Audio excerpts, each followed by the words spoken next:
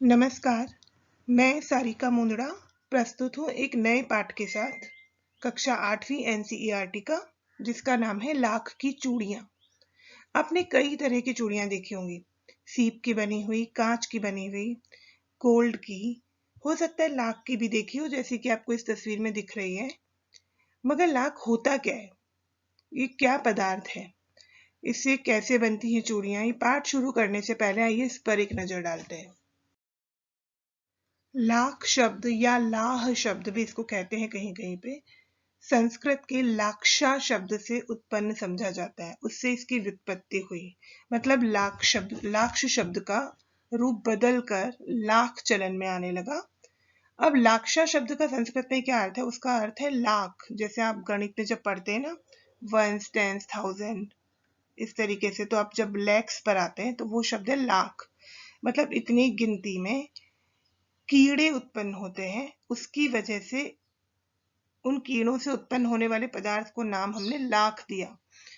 तो लाख जो हमको मिलती है वो कीड़ों से मिलती है, और इन कीड़ों की भी खेती की जाती है। ये कीड़े जिस पेड़ पर जिस तरह के वातावरण में अधिक मात्रा में उत्पन्न होते हैं, वैसा वातावरण प्रदान करने की कोशिश की जाती है, वो पेड़ों पर इनको उत्पन्न किया जाता है। तो लाख की चूड़ियां जो है, उन कीड़ों से जो पदार्थ प्राप्त होता है उनसे बनती हैं, और उसको ही नाम लाख भी दे दिया गया। पहले उसको गर्म करके पिघलाया जाता है। देखिए, लाख जो है वो एक प्रकार का गोंद आप समझ सकते हैं, राल आप समझ सकते हैं कि राल है। जैसे अभी हम लोग कई तरह की गोंद प्रयोग में लेते हैं, फेविकॉल वगैरह, जिनमें से कृत्रिम ज्यादा है जो हमने बनाई है। लेकिन लाख जो है प्राकृतिक है, प्रकृति से मिल रहा है, कीड़ों के माध्यम से हमको मिल रहा है, तो ये प्राकृतिक है। इसको गर्म करके पिघलाया जाता है और लकड़ी की चौखट पर उसे सलाख के समान पतला करके चूड़ी का आकार दिया जाता है। उसको सलाख मतलब एक धातु की छड़ कैसे होती है पतली, वैसे ही लाख को भी ऐसा आकार देके चूड़ी का आकार दे देते हैं। फिर गोल बेलन जैसे गुटके में डालकर उन्हें सही आकार दिया जाता है और रंग दिया जाता है, सजाया जाता है। जैसा कि आपने भी पहले तस्वीर में देखा कि कितनी सुंदर दिख रही है ना, अलग अलग रंग है उस पे, फिर नगीने लगा दिए गए हैं। तो इस तरीके से बाद में इसको सजाया जाता है। ठीक है। और महाभारत के युद्ध में भी आपने एक शब्द सुना होगा कहीं पर, लाक्षागृह। जब पांडवों को इस लाख के पदार्थ से बने हुए घर में रहने की योजना बनाई जाती है, क्योंकि लाख बहुत ज्वलनशील होता है कि इसको गर्म करके हम पिघला रहे हैं। अब ये गर्म होके पूरा गर्मी से पांडवों को जो मारने की योजना थी, वहां पर लाक्षागृह, वहां पर भी जो लाक्षा शब्द आया है वो इसी के लिए काम में आया गया है, इसी लाख के लिए प्रयोग में लिया गया है। इस पाठ के लेखक हैं कामता नाथ जी, जिनकी तस्वीर आपके सामने है। इनका जन्म हुआ है 22 सितंबर 1935 और मृत्यु 25 मई 2015। आपका जन्म लखनऊ में हुआ, और इन्हें कई पुरस्कार प्राप्त हुए हैं, साहित्य भूषण पुरस्कार, मुक्ति बोध पुरस्कार, यशपाल पुरस्कार आदि कई सम्मान इनको अपनी लेखनी के लिए मिल चुके हैं। तो यहाँ पर जो हम इनके द्वारा रचित पाठ पढ़ने वाले लाख की चूड़ियां, तो उस पाठ की शैली है संस्मरण शैली। संस्मरण शैली क्या होता है कि जब आप अपने अतीत में झांकते हैं और याद करते हैं किसी की जीवन शैली को, उसकी दिनचर्या को, जिससे आपका कोई बहुत गहरा नाता हो भी सकता है और नहीं भी हो सकता है, लेकिन उसके व्यक्तित्व में कोई ऐसी बात होती है, कुछ अच्छा होता है, जिसकी और लिखने वाले का ध्यान एक कहीं ना कहीं चला जाता है, और वो उसको याद करके उसकी उस क्वालिटी को, उस गुण के बारे में बताना चाहता है, और कहीं ना कहीं उससे समाज को भी वो कुछ देता चलता है। तो उस शैली को हम कहते हैं संस्मरण शैली, कि किसी को याद करते हुए उसके बारे में लिखना, उसके व्यक्तित्व के बारे में लिखना, संस्मरण शैली। तो लाख की चूड़ियां हैं, वो भी एक संस्मरण शैली है। और जिसके बारे में हम लिख रहे हैं, जरूरी नहीं है कि वो बहुत जाना माना व्यक्ति हो, जाना पहचाना व्यक्ति हो, वो एक साधारण इंसान भी हो सकता है, क्योंकि साधारण इंसान में भी बहुत सारे गुण होते हैं, अगर हम ध्यान देने की आदत डालें तो यहाँ पर ऐसा ही है कि जो लेखक जो लिख रहे हैं वो किसी साधारण इंसान के बारे में लिख रहे हैं, कोई बहुत ही प्रसिद्ध या प्रख्यात व्यक्ति के बारे में नहीं बात कर रहे हैं वो। तो चलते हैं पाठ की ओर। तो सबसे पहले इस पाठ के जो मुख्य पात्र हैं वो कौन कौन हैं। जब संस्मरण लिखा जा रहा है तो ज्यादा लोग नहीं है यहाँ पर, लेखक खुद हैं जो लिख रहे हैं, जो बात कर रहे हैं किसी व्यक्ति के बारे में। और वो किस व्यक्ति के बारे में कर रहे हैं? बदलू काका। बदलू काका, जी हाँ, कोई मैंने कहा ना, कोई जाना माना व्यक्ति नहीं है, बदलू काका। और जिस परिवेश की बात कर रहे हैं लेखक, तो वो कौन सा है? गांव है। गांव की जीवन शैली, गांव के बारे में बता रहे हैं कि ये जो बदलू काका है वो कहीं गांव में रहते हैं, उनके बारे में। और अगर हम इसका एक कथानक देखें कि किस बारे में लेखक बात करना चाह रहे हैं हमसे, तो मशीनीकरण के कारण जो हस्तकरघा उद्योग में जो परिवर्तन आया, लोगों की जीवन शैली को उसने किस हद तक प्रभावित किया, कहीं ना कहीं लेखक के संस्मरण में उस एक मुद्दे को भी उठा रहे हैं कि जब चीजें मशीन से होने लगी, जिसको विकास का नाम दिया गया, लेकिन उसकी वजह से हस्तकरघा, जो लोग हाथ से जो चीजें बनाते थे, उनके जीवन की शैली में, उनकी दिनचर्या में, उनकी रोजमर्रा की जो उनकी रोजी रोटी उनको कमानी होती है, उसमें किस प्रकार के परिवर्तन आए, लेखक उस बारे में यहाँ पर हमारा ध्यान लेकर जा रहे हैं। पाठ शुरू करने से पहले कठिन शब्द हम यहाँ पर एक बार देखते हैं कि जब आप पाठ पढ़ेंगे तो ये शब्द आएंगे, उनके अर्थ क्या है। तो जैसा एक पहला शब्द आ रहा है, चाव। चाव मतलब शौक रखना, किसी चीज की बहुत इच्छा रखना, चाह रखना कि ये काम हो, मतलब मुझे मिले, मेरे अंदर जो एक इच्छा होती है ना काम करने की, उसको हम कहते हैं चाह। मुंगरी, गोल मुठियादार लकड़ी, एक लकड़ी जो कि गोल है थोड़ी, और आप अगर जैसे हाथ की मुट्ठी बनाते हैं तो कुछ वैसा उसका आकार होता है। मुठियादार लकड़ी जो ठोकने पीटने के काम आती है। तो ठीक है, ये एक तरह का औजार है जो लाख की चूड़ियां बनाने के लिए प्रयोग में लिया जाता है। सलाख, अगला है सलाख।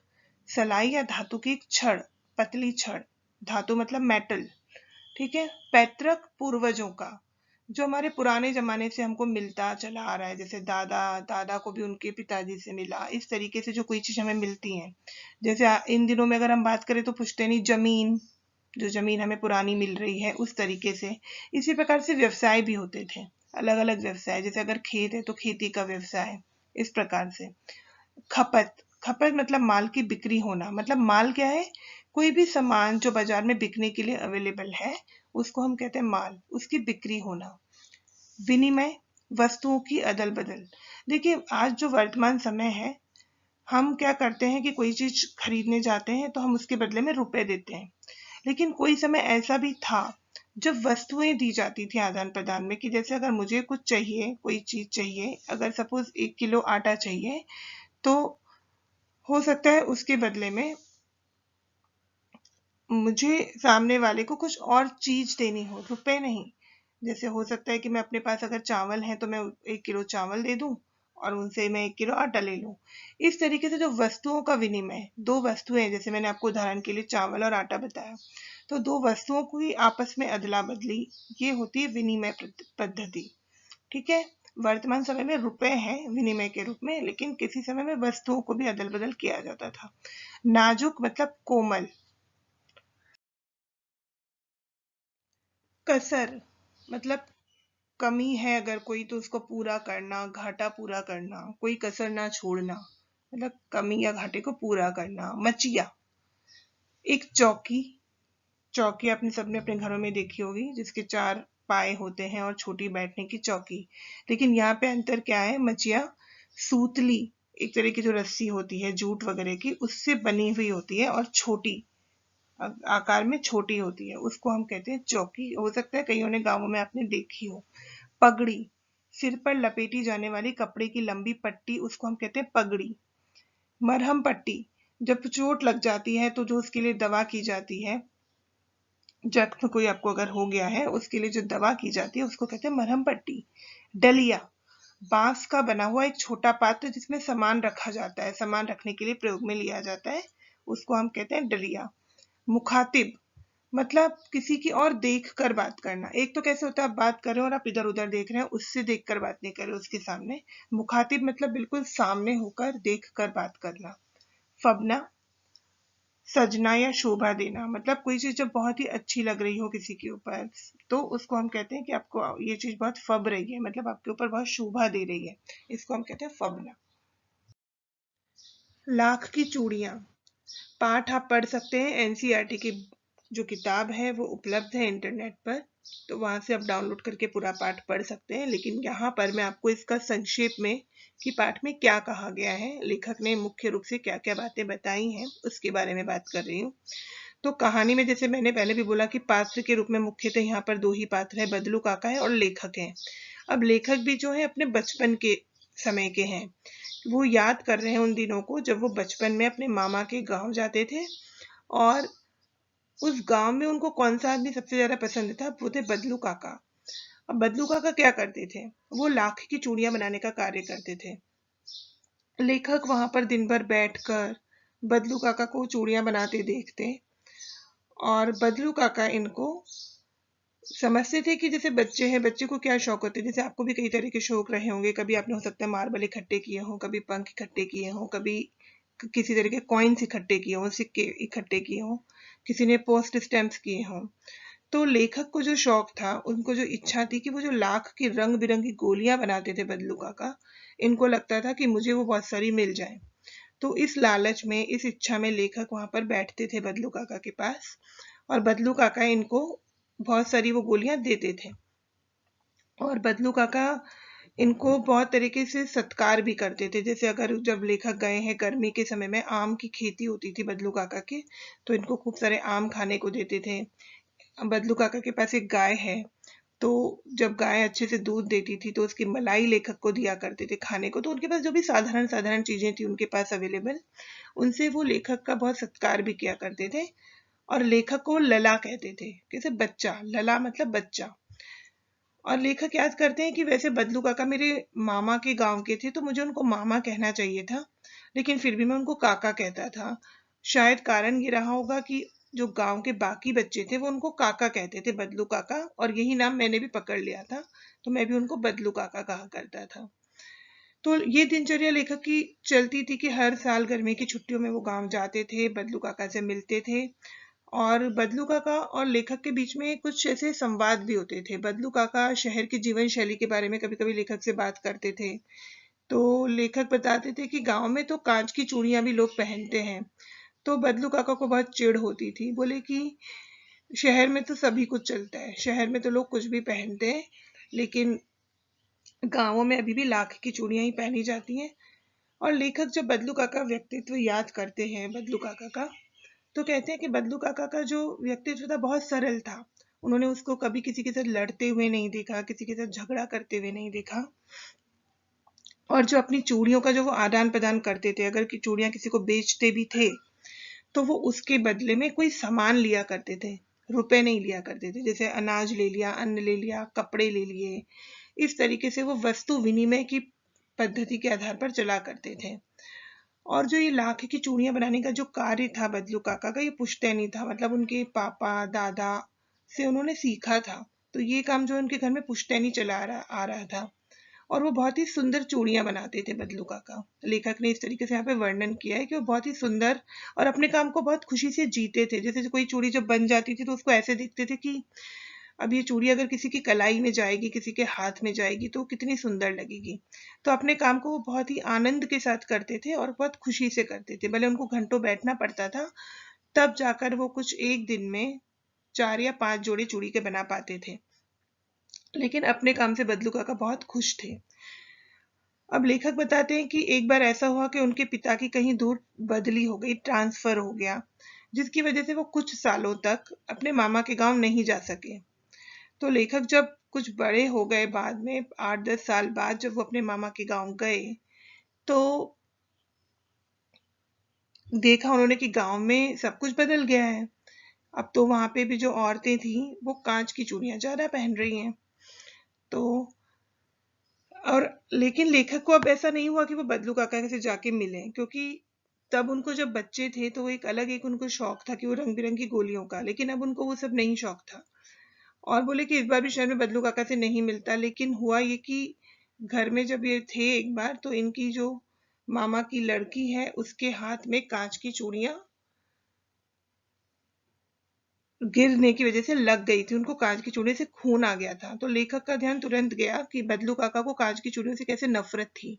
उसे बिल्कुल नहीं पसंद था कि कांच की चूड़ियां पहनी जाएं, और कांच की चूड़ियां तो बोले कि उनको बिल्कुल नहीं पसंद थी।